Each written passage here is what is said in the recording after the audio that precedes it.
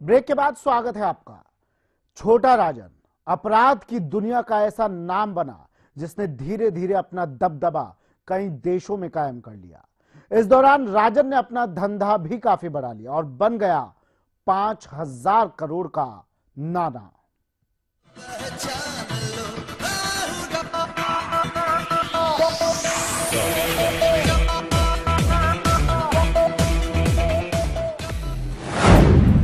सुनने में बड़ा अजीब सा लगता है, बनाई हुई कहानी सी लगती है, किसी फिल्म की स्टोरी लगती है कि जो शख्स 30 साल पहले खाने के लिए रोटी बड़ी मुश्किल से पाता हो वो अब 5,000 करोड़ का मालिक है। लेकिन यही सच है और छोटा राजन की कहानी वाकई में साल 2002 में आई फिल्म कंपनी पर सटीक बैठती है। चंदू का किरदार छोटा राजन से प्रेरित माना जाता है। छोटा राजन के धंधे बहुत बड़े हैं। 30 साल पहले जो शख्स चेंबूर में सिनेमा की टिकटें ब्लैक करता था, आज वो चीन में बड़े होटल का मालिक है। कहीं आलीशान होटल खोल रखा है तो कहीं जवाहरात की दुकान, कहीं बिल्डर का काम तो कहीं डायमंड किंग का नाम। धीरे धीरे छोटा राजन ने 5,000 करोड़ की संपत्ति जमा कर ली है। छोटा राजन का धंधा या कारोबार कई देशों में फैला हुआ है। छोटा राजन के कारोबारी साम्राज्य का बड़ा हिस्सा भारत में ही है। राजन ने खासकर मुंबई और उसके आसपास के इलाकों में निवेश कर रखा है। इसके अलावा इंडोनेशिया, थाईलैंड, सिंगापुर, चीन, जिम्बाब्वे और ऑस्ट्रेलिया जैसे देश में भी छोटा राजन ने करोड़ों अरबों का निवेश किया हुआ है। 30 साल पहले जो शख्स कभी मुंबई के चैम्बूर इलाके में सिनेमा घरों पर टिकटें ब्लैक करता था, आज वो चीन के बड़े होटलों का मालिक है। कहने को तो डॉन का काम स्मगलिंग करना, अपहरण करना, रंगदारी करना है, लेकिन छोटा राजन इन सब के साथ साथ कुछ सफेद पोश धंधे कर रहा है। कहीं पर डॉन के बड़े होटल खुले हुए हैं तो कहीं पर जवाहरात की दुकान, कहीं बिल्डर के नाम से मशहूर है तो कहीं पर डायमंड किंग के नाम से। इस तरह से छोटा राजन ने तकरीबन 5,000 करोड़ की संपत्ति जमा कर ली। नाना के पास धन, दौलत, प्रॉपर्टी सब कुछ है। इतने कम वक्त में उसने बहुत कुछ कमा लिया है, लेकिन अब उसका अस्तित्व लगभग खत्म हो चुका है। वो पुलिस की गिरफ्त में है। उसके हाथ में हथकड़ी, चेहरे पर मायूसी और घबराहट साफ नजर आती है। सबसे खास बात यह है, इंडोनेशिया के बाली में अंडरवर्ल्ड डॉन छोटा राजन के पास गिरफ्तारी के वक्त जो चीजें बरामद हुई वो चौंकाने वाली थी। इंडोनेशिया इंटरपोल को छोटा राजन के बैग से कुछ धार्मिक किताबें और चीजें बरामद हुई थी। Special desk, India crime.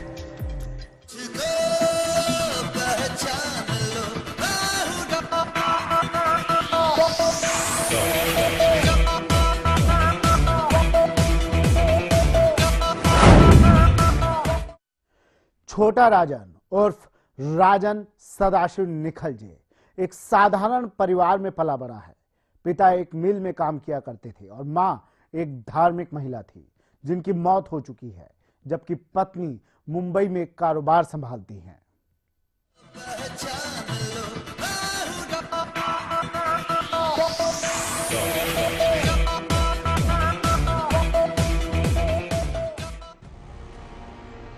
एक साधारण से परिवार का रहने वाला छोटा राजन आज अपराध की दुनिया का बादशाह है। बचपन से ही पढ़ाई में मन नहीं लगने के चलते टिकट ब्लैकमेलिंग से लेकर मोस्ट वांटेड तक बनने में इसके जीवन पर काफी उतार चढ़ाव आए। परिवार वाले शुरू से ही छोटा राजन की हरकतों की वजह से इसे नापसंद करते थे। वैसे तो ये बचपन में दब्बू किस्म का था, लेकिन बाद में छोटा राजन की जिंदगी धीरे धीरे बदलने लगी और फिर छोटा राजन ने अपराध की दुनिया में कदम रख दिया, जिसकी वजह से छोटा राजन के पिता ने इससे शुरू में ही रिश्ता खत्म सा कर लिया था। राजन के पिता एक मिल में काम करते थे, जबकि मां धार्मिक महिला के रूप में जानी जाती थी, जिनकी मौत हो चुकी है। छोटा राजन की 3 बेटियां हैं। छोटा राजन की पत्नी सुजाता निखालजे मुंबई में उसका कारोबार संभालती है। उसे 2005 में मकोका के तहत गिरफ्तार किया गया था। उस पर तिलक नगर के विकास से जुड़े काम करवाने वाले बिल्डर्स से फिरौती लेने का आरोप था। छोटा राजन की बड़ी और छोटी बेटी मुंबई में ही तिलक नगर में मां के साथ रहती है, जबकि बीच वाली बेटी विदेश में पढ़ाई कर रही है। राजन का परिवार बड़े ही आर्थिक तंगी से गुजरा है। छोटा राजन के 6 भाई बहन थे। इनमें सबसे बड़ा भाई प्रकाश निखालजे था। 2011 में हार्ट अटैक के चलते उसकी मौत हो गई थी। दूसरा भाई आकाश बड़ी साधारण जिंदगी जीता है। वो एक आम आदमी की तरह नौकरी करता है। आने जाने के लिए हीरो होंडा का इस्तेमाल करता है। एक दोस्त के मुताबिक वो गुमनाम ही रहना चाहता है। तीसरा भाई दीपक निखालजे राजनीति में है। वो एक पार्टी का बड़ा नेता है। सुनीता और मालिनी छोटा राजन की बहनें हैं। ये भी मुंबई के तिलक नगर में रहती हैं। अब हम आपको ले चलते हैं महाराष्ट्र के सतारा जिले के गिरवी गांव, जहां छोटा राजन का बचपन गुजरा है। ये वही घर और गलियां हैं जहां बचपन में छोटा राजन खेला करता था। इस झोपड़ी में छोटा राजन का बचपन बीता था। आज भले ही झोपड़ी की जगह आलीशान बंगला है। इस इमारत का नाम सदा लक्ष्मी है। ये बंगला वैसे तो अक्सर बंद रहता है, लेकिन छोटा राजन का भाई और परिवार अक्सर यहाँ आते रहते हैं। इस बंगले में राजन के पिता सदाशिव सखाराम निखालजे की प्रतिमा है। बंगले में एक शानदार लॉन भी है। गिरवी गांव के लोगों का मानना है कि छोटा राजन अच्छा आदमी है। भले ही उसने मुंबई में गुंडागर्दी की हो, पर वो हमारा मसीहा है। छोटा राजन की फैमिली अभी भी इस गिरवी गांव आती रहती है। तब गांव के लोग जश्न मनाते हैं। राजन की फैमिली यहाँ बड़े प्रोग्राम करती है और गांव वालों को खाना खिलाती है और तोहफे भी देती है। इसी गांव में छोटा राजन का बचपन बीता है। तब किसी ने ख्वाब में भी नहीं सोचा होगा कि इस परिवार का ये शख्स अपराध की दुनिया का बादशाह बनेगा।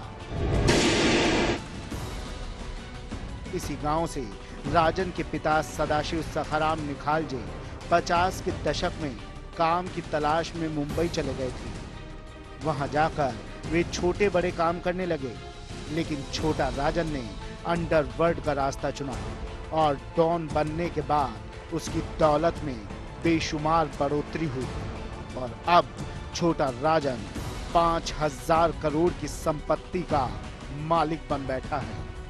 Special desk, India crime.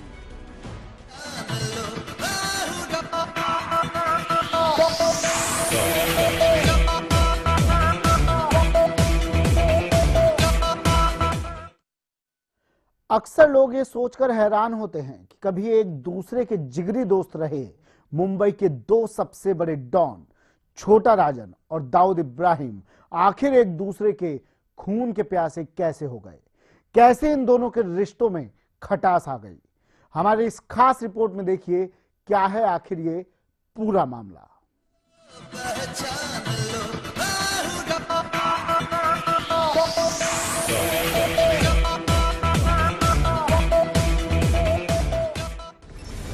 Mumbai में अंडरवर्ल्ड के नाम से मशहूर गुनाह की दुनिया के 2 किरदार कभी गहरे दोस्त हुआ करते थे। एक दूसरे के बिना वो एक पल रहा नहीं करते थे। दोस्ती भी ऐसी थी कि दोस्ती को खून के रिश्ते में पिरोया गया था। छोटा राजन की पत्नी को दाऊद सगी बहन से भी ज्यादा का दर्जा देता था। रक्षाबंधन पर दाऊद छोटा राजन की पत्नी सुजाता से राखी बंधवाए बिना नहीं रहता था। लेकिन बाद में एक ऐसा वक्त आया जब दोनों डॉन एक दूसरे के खून के प्यासे हो गए। अनगिनत लोगों को असमय मौत की नींद सुलाने वाले इन दोनों सरगनाओं की दोस्ती के दुश्मनी में बदलने की दास्तान बड़ी रोचक और रोमांचक है। शुरुआती दिनों में जब दाऊद और छोटा राजन की पहचान एक दूसरे से हुई, तभी दोनों एक दूसरे पर आंख बंद करके विश्वास कर रहे थे। इसी बीच दाऊद का राजन के घर आना जाना शुरू हो गया। राजन अपने बचपन की दोस्त पड़ोस में रहने वाली हमउम्र सुजाता से प्यार करता था। दाऊद सुजाता को बहन कहने लगा और सुजाता उसे राखी बांधने लगी। सुजाता के चलते राजन और दाऊद की दोस्ती काफी गहरी हो गई। यही गहरा रिश्ता दोनों को एक दशक तक दोस्ती की डोर में बांधे रहा। राजन डी कंपनी में नंबर 2 हो गया। दाऊद और छोटा राजन एक साथ काम करने लगे। 1986 में दाऊद के दुबई पलायन करने के बाद डी कंपनी को संभालने की जिम्मेदारी छोटा राजन पर पूरी तरह आ गई। 1987 में राजन भी दुबई पहुंचा और डी गैंग का कामकाज उसे सौंप दिया गया। अघोषित तौर पर वो सिंडिकेट में नंबर 2 की हैसियत पा गया। छोटा राजन ने गैंग में नए नए लड़कों की भर्ती की, जिसमें साधु शेट्टी, मोहन कोटियान, गुरु साटम, रोहित वर्मा, भारत नेपाली और ओम प्रकाश जैसे शार्प शूटर शामिल थे। कहा जाता है कि डी कंपनी में गुंडों की तादाद 5000 पार कर गई और उसने हफ्ता वसूली का काम शुरू कर दिया, जिसका भुगतान नहीं करने पर हत्या कर दी जाती थी। राजन उर्फ नाना ने डी कंपनी के कामकाज को कॉर्पोरेट रूप दे दिया। दाऊद उसके काम का कायल हो गया। कंपनी का कोई भी ऑपरेशन राजन के अप्रूवल के बिना नहीं होता था। राजन ने गैंग को दुनिया का सबसे ताकतवर और खतरनाक क्राइम सिंडिकेट बना दिया। राजन रिमोट कंट्रोल से अंडरवर्ल्ड में स्मगलिंग, हफ्ता वसूली, हवाला और कॉन्ट्रैक्ट किलिंग के काले धंधे को चलाने लगा। सिंडिकेट ड्रग और हथियार तस्करी के धंधे में भी था, लेकिन हफ्ता वसूली और रियल एस्टेट में सबसे ज्यादा पैसे बरस रहे थे। 1988 में छोटा शकील भी दुबई पहुंच गया। अब दाऊद के दोनों सबसे वफादार साथी उसके पास थे। जैसा कि होता है, तरक्की करने वाले हर शख्स से कोई ना कोई जलने वाला पैदा हो जाता है। ऐसा राजन के साथ भी हुआ। शकील के दुबई आते ही टकराव शुरू हो गया और शकील की मौजूदगी में राजन विरोधी मजबूत होने लगे। किसी भी ऑपरेशन के लिए राजन से मंजूरी लेना छोटा शकील को नागवार लगता था, लिहाजा वे दाऊद के कान भरने लगे। हालांकि दाऊद पर कोई असर नहीं हुआ, क्योंकि राजन उसका सबसे वफादार था और दोनों का रिश्ता भावनात्मक था। दाऊद और राजन की दोस्ती में सबसे पहले संदेह की दीवार तब पड़ी जब राजन ने दाऊद से बिना पूछे मई 1992 में शिवसेना कॉर्पोरेटर खीम बहादुर थापा की हत्या कर दी, जिसके बाद दोनों की दोस्ती में दरार पड़ गई।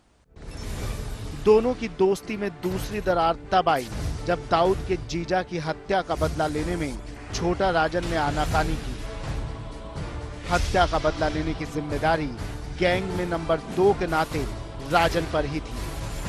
छोटा राजन ने दाऊद से कहा था कि भाई, मर्डर का बदला मैं लूंगा, लेकिन अभी इस काम को अंजाम देने में काफी रिस्क है। छोटा राजन की इसी बात का फायदा उसके विरोधियों ने उठाया और दाऊद का मिशन उन्होंने पूरा कर दिया। इस मिशन का छोटा राजन ने विरोध किया, जिस पर दाऊद और राजन के रिश्ते में फिर एक बार खटास आई। 1992 में दाऊद और राजन के बीच फासला और ज्यादा गहराने लगा।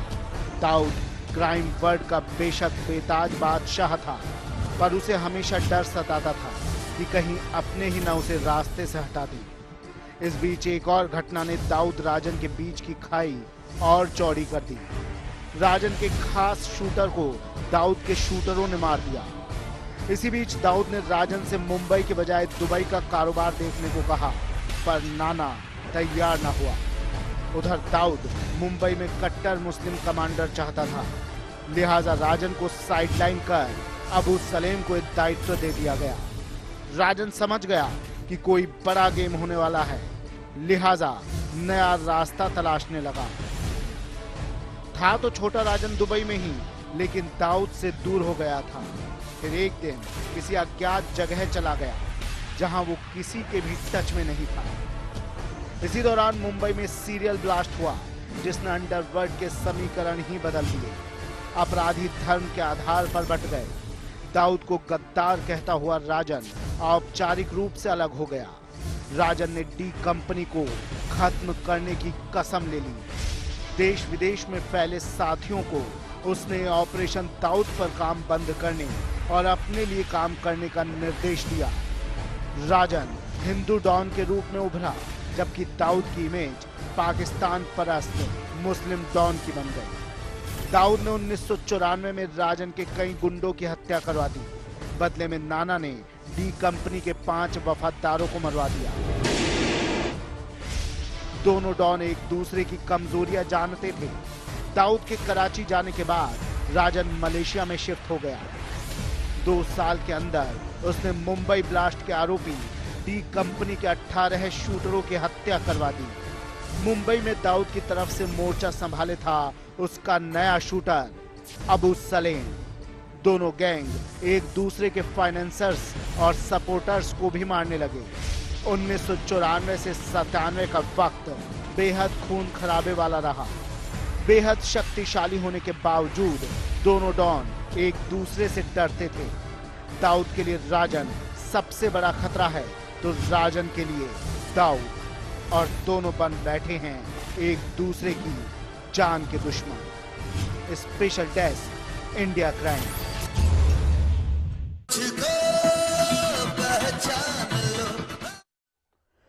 55 साल का एक गैंगस्टर 2 दशकों से फरार था। 1995 से ही इंटरपोल ने इसे वांटेड लिस्ट में डाल रखा था।